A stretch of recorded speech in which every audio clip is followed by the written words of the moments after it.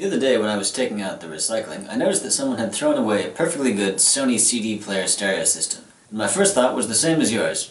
Somebody's still listening to music on CDs? But because I'm a junkie for junk electronics, my second thought was, what can I salvage? So I ended up with two of these little Sony 3-inch full-range speaker drivers.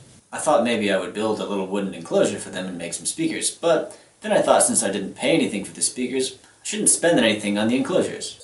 So they sat on my shelf until the next week when I was taking out the recycling, and I found one of these precision-machined aluminum speaker enclosures, and they're just the right size. So today, we're going to turn this from junk into functional speakers.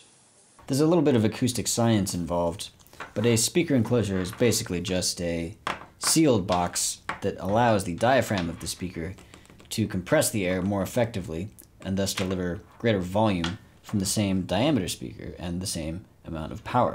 Now, I don't have a speaker amplifier, so I'm just using the ground and one of the channels of a headphone jack from my mixer, and it's the wrong impedance output, but it should let us hear what the speakers sound like.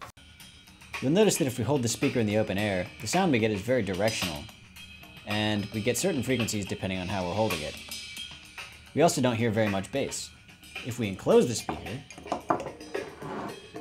we immediately start to hear more bass, and the sound is much less directional, and we hear the same signal no matter where we are in relation to it. One of these enclosures actually came with this weird brownish packing material. It's a very pungent odor. You never know when this will come in handy. The first thing we notice is that the speaker doesn't actually sit flush with the mounting ring on the enclosure, so we have to create some kind of seal between the frame and the enclosure outside.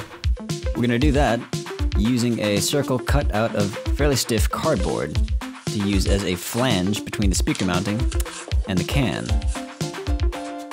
Now we measure the diameter of the speaker so that we can cut out a circle in the center for the back of the speaker housing to fit through. I don't have a real compass, so we'll just use this improvised one. Now we cut out the center hole, making sure to watch for our fingertips. I wasn't as careful as I should have been, and this cost me about 3 days of guitar practice. Next, we check the fit of the flange around the speaker housing and trim it to size where necessary.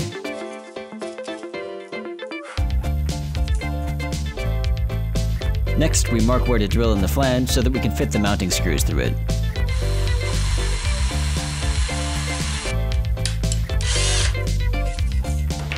You can leave it au naturel if you like, but I'm going to knock on some black spray paint to make it look a little bit more smooth. Now it's time to put a hole in the back of the enclosure so that the speaker cable has somewhere to go through.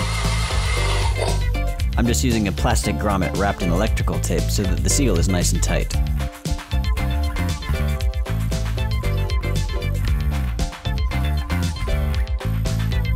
Now we need to make some brackets so that the speaker has something to hold onto. We'll just use a couple pieces of scrap wood cut into tiny squares so that we can affix them. First, we mark out the places we need to drill through the rim of the coffee can.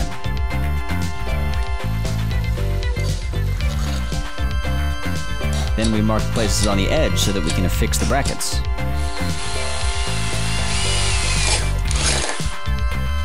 Now we can mark the brackets themselves and drill them out.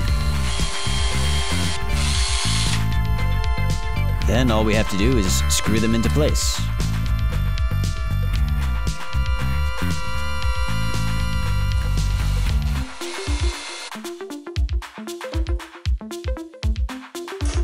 Finally, we put 3 more holes in the bottom of the can so that we can affix some legs.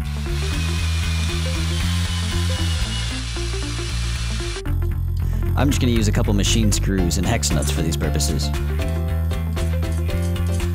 I also have these little rubber feet from a previous project, so they'll work nicely. Now our speaker is ready to assemble. First we make the electrical connections. Then we mount the metal speaker to the wooden brackets.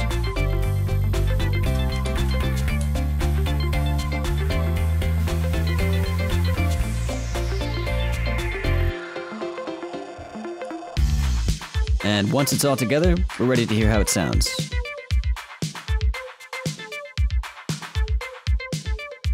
Let's compare them. First, here's a song on my monitor speakers.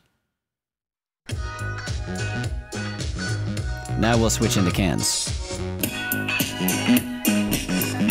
You hear there's a lot more presence and a lot less bass but more mid-range. The treble is also pretty harsh. Let's hear some other material.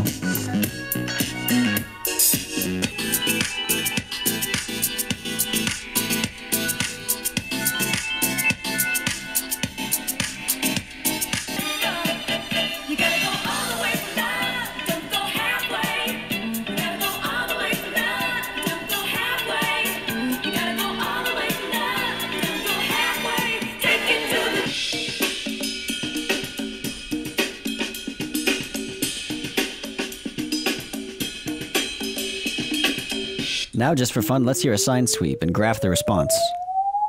Here's the cans, and here's the monitor speakers.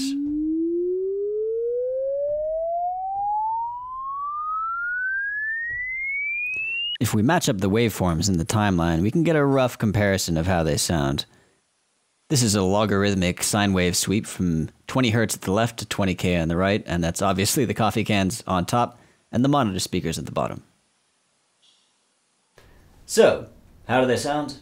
Well, about like they look.